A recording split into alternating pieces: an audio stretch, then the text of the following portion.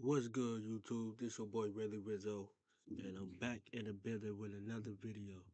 Don't forget to like, comment, subscribe, and share this video. You did? Master Noodles crazy work. Ooh wee! You should have known better.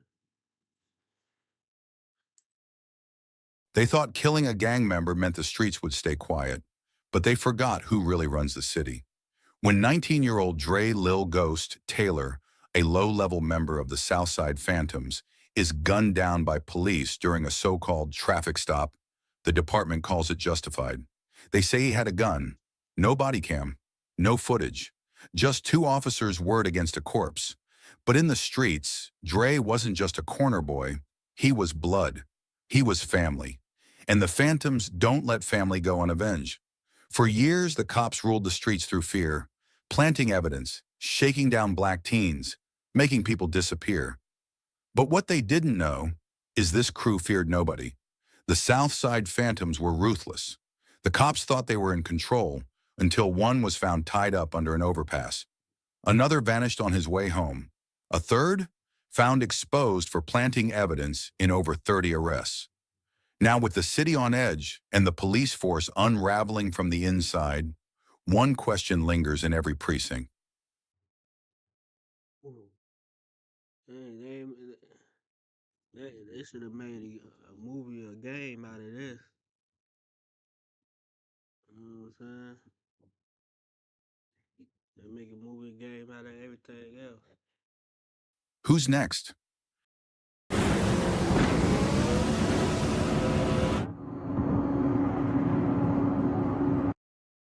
This is the story of a street gang that lost one of their own and declared war on the system that thought it could kill without consequence. Welcome to Crime Corner. Subscribe and hit the bell icon for more stories. Westside Detroit didn't do silence. Even at midnight, the streets hummed. Engines growling, dogs barking in the distance, bass lines leaking from passing cars. Streetlights buzzed like they were tired of staying on. And under one of them, a beat-up Blue Crown Vic rolled to a slow stop, its left tail light cracked and flickering. Inside was Dre Taylor, 19, known in the South Side as Lil Ghost. Not because he was slick with a gun, but because he knew how to move without making noise.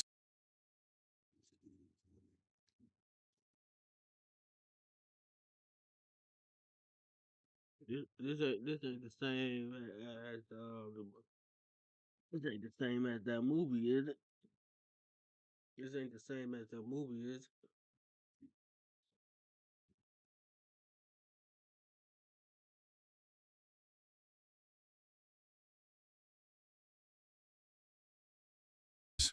Low-level phantom, ran errands, kept his head down, kept his hands cleaner than most. That night, he was just trying to make it home. Chili fries in the passenger seat, hoodie up, music low. Then came the lights. Red and blue spilled over the hood of his car. A cruiser pulled in fast. Too Whoop. They go them cherry lights. Whoop. fast for a busted taillight. Two cops stepped out. One went left. One went right. Flashlights already drawn. Guns not far behind. Dre did what he was supposed to. Hands on the wheel. No sudden moves. Eyes forward. That's what they taught you when you grew up black in Detroit. You didn't run. You didn't mouth off. You didn't reach. But That's true.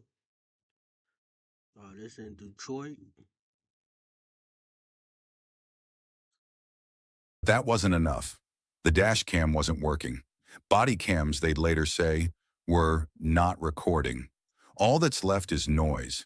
Shouting, scuffling, and then shots. Two of them, quick, final. The fries never made it out of the car. One shoe stayed hooked under the pedals. Dre's body folded over the door like a puppet cut loose.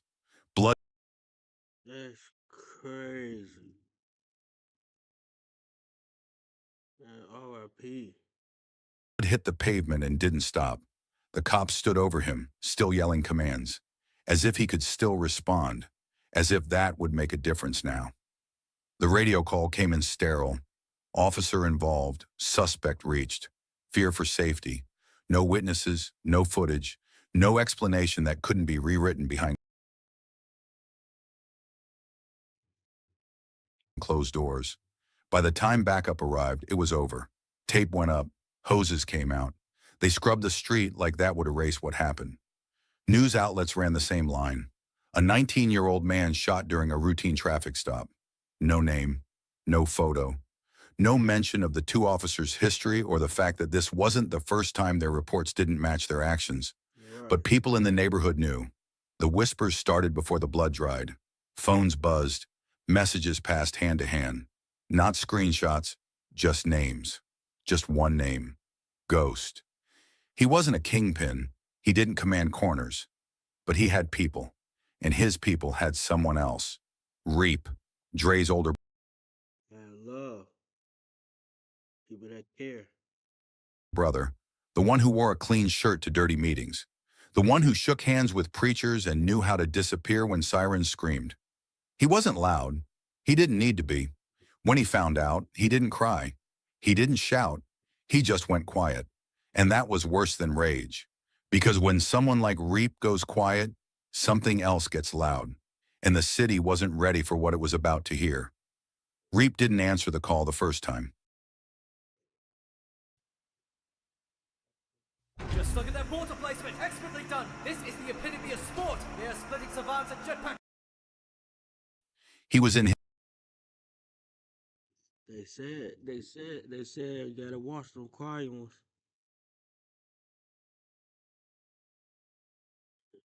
Yeah.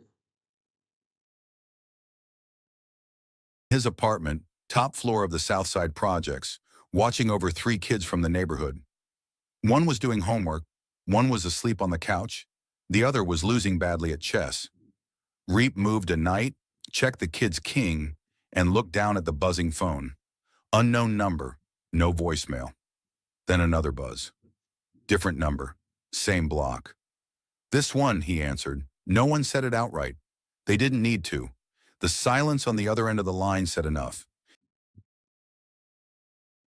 Why they got him looking cross-eyed like right here, man? Huh? They got that boy look like Steve Urkel without the glass. And when the name Ghost came up, Reap's jaw clenched just once before his voice dropped into that flat register only his crew recognized. He said 4 words. We moving right now. The phone went dead. The chessboard flipped, homework forgotten. Reap stood, put on his coat, and left without saying goodbye. The kids didn't ask questions. They knew better. The streets raised them to recognize shifts in the wind, and this wind now had teeth. Outside, the neighborhood was still. Too still. Word was already out, but no one blasted it. Not like other times. This wasn't some drive-by or corner beef. This was different. Ghost had no gun, no record, no reason to die, except that he was a black boy in a hoodie.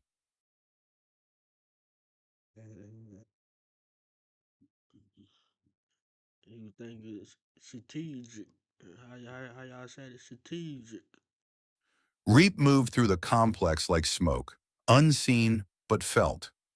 Doors cracked open and shut again as he passed. The older heads gave him nods.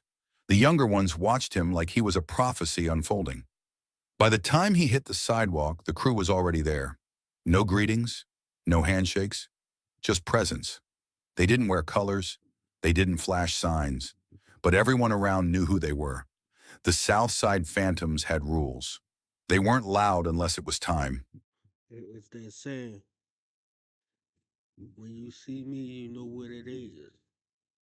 Ain't no talking, ain't no whisper, ain't no shaking hands. It's when you see me, you know what it is. And now the clock was ticking. One by one, more cars pulled up, windows down, music off. Nobody spoke until Reap got in the lead car and rolled down his own window.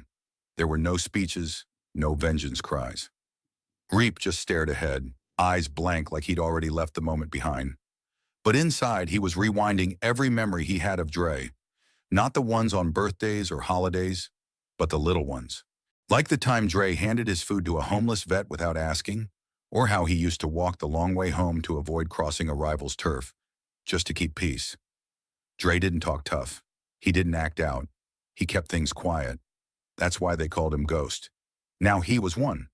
Reap knew how the city worked, knew how cops got protected, knew how internal reviews became cover-ups, knew that protests ended when the cameras left. And that's why he wouldn't be protesting. Not this time. He wasn't here to chant or beg. He was here to move. The cars rolled out, slow and deliberate, no music, no tires screeching. Just a caravan of silence heading towards something irreversible. A few streets away, people started to gather on stoops and corners, reading the air. Mothers held their children closer. OGs lit cigarettes with shaking hands. Everyone could feel it. Detroit was shifting. Who telling this story? OGs smoking cigarettes. I think that's what he said, but I know he said OGs. And at the center of that shift was a man who had just buried the last piece of his soul under a streetlight on Lawton. Whatever was about to happen wasn't about justice. It was about balance. And the streets always collect. The church filled fast, not just with family and friends, but with a silence that didn't belong in a place of worship. The kind of silence that doesn't weep, doesn't tremble, doesn't even blink. It just waits, thick, still, and ready.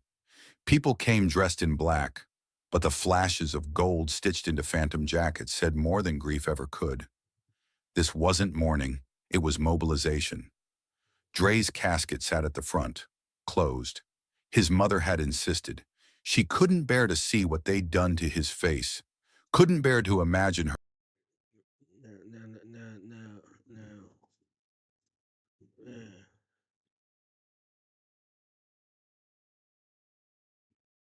Keep going. Her boy cold, alone, and lifeless under fluorescent lights, while a coroner filled out paperwork. She sat in the first row, flanked by family on one side and Reap on the other. Her hand never left his wrist, not to comfort him, to anchor herself. The police stayed across the street, no uniforms inside, just plainclothes officers with earpieces and clipboards, pretending to be invisible. They stood near squad cars with dark windows, watching from behind tinted glass. Their presence wasn't protective. It was provocative. The pastor gave a short sermon, mentioned peace, mentioned healing, but nobody in those pews was listening. Not really. Not when the wound was still fresh and raw and pulsing. The name Dre Taylor wasn't spoken gently. It was spoken like a drumbeat, like a countdown. Then Reap stood. No one asked him to. No one introduced him. He just walked to the podium, slow and steady, as if each step had weight, as if the floor might crack under what he was about to say. He didn't clear his throat, didn't pause, didn't cry. He looked out at the crowd, at the gang members in fitted suits, at the mothers clenching tissues, at the kids who now wore Dre's name in Sharpie across their sneakers. And then he said it. You didn't just kill my brother, you declared war. He didn't raise his voice. He didn't need to. The air went still, not a cough, not a whisper. And then he walked away. No explanation, no elaboration. Just that one line, enough to ignite something far deeper than anger. Something colder, something older. The kind of heat that simmers, waits, and only speaks when it's too late to stop what's coming. Outside, the press tried to play catch-up. Microphones were shoved in grieving faces. News vans circled like vultures. But nobody talked. Not to them, not now. Not when a storm was forming behind closed lips and locked eyes. Later that night, footage from the funeral circulated on underground message boards. Retail isn't just retail anymore. Transform grocery shopping from an errand. Not the official coverage, not the church's live stream. A cell phone video from the balcony, shaky, grainy, and powerful. It showed Reap standing there, jaw clenched, delivering that single line before fading into the shadows. It spread fast, to the phantoms, to rival crews, to every young hustler and corner kid who knew Ghost and what he stood for. It didn't just say he was gone, it said he was taken, and that someone was going to pay for it. The city didn't know it yet, But it had already changed. The police had made a statement, and now the streets were about to answer. 2 weeks passed. No arrests, no suspensions, no accountability, just a press conference held in a fluorescent-lit room with They call it the Black